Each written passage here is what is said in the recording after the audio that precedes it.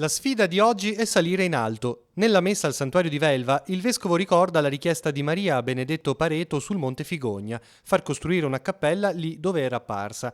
Una cappella che si trova in alto, appunto. Dal monte si vede Genova, è una visione di pace. Salire, dice Monsignor Tanasini, ci permette di ritrovare il valore della vita e rendersi conto che è possibile staccarsi dai problemi e guardare tutto con gli occhi di Dio, riscoprire le cose alla luce della fede e della ragione. E allora le nostre piccolezze, i nostri conflitti, le nostre gelosie partono.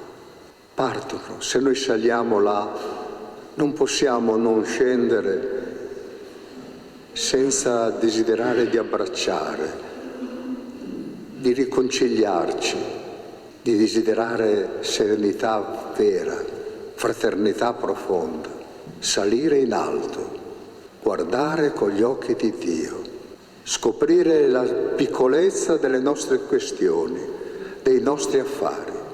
La festa da tempo riunisce le comunità di tutta la valle e anche della porzione spezzina. La preparazione, per esempio, si è svolta insieme ai fedeli di San Pietrovara, Torza e Tavarone, un cammino culminato nella celebrazione di questa mattina. Questo santuario è un punto proprio di unità. Unisce particolarmente le due diocesi, la diocesi di La Spezia e la diocesi di Chiavari, e anche in queste celebrazioni già da un po' di anni c'è questa partecipazione quest'anno di tutti e due i nostri due vescovi, che è un segno bello di unità, è un segno veramente di comunione. Maria che continua sempre a radunare i suoi figli.